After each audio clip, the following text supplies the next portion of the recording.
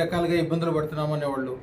కొన్నాళ్ళకి కొన్ని ఇళ్లల్లో కూడా అంటే ఎవరిదన్నా ఏడుపు మూలాన్ని కానీ చేతపడి మూలాన్ని కానీ ఆ ఇంటి మొత్తం పాడుపడిపోయినట్టు తయారవుతుంది. అన్ని అనారోగ్యాలు ఇబ్బందులు ఏర్పడతాయి. ఆ ఇంటి యొక్క హారా పెరగటం కోసమో ఇల్లు మంచిగా అవటం కోసమో ఆ ఇంట్లో ఎప్పుడు మహాలక్ష్మి పూజ చేయాలి. దాంతోపాటుగా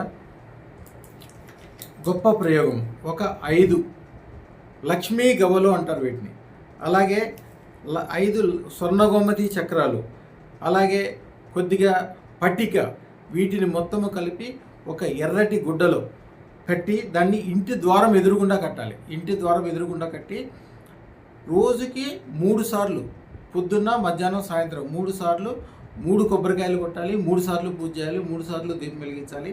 అలాగే ఆ విధంగా 3 రోజులు చేయాలి. ఆ 3 రోజులు చేసిన తర్వాత ఇల్లంతా పచ్చగా బంగారంలాగా తయారైపోద్ది. ఆ ఇంటికి ఉండే నజరన్నీ వెళ్ళిపోతుంది. ఆ ఇంట్లో ఆగ్నేయ మూల వీలుంటే నారింజ చెట్టు పెంచుకోవాలి. ఈశాన్యంలో కంపల్సరీ తులసి చెట్టు పెట్టాలి. ఆ ఇంటికి ఉన్న దరిద్రాలన్నీ పోయి చాలా మంచి జరగడం మొదలవుతుంది.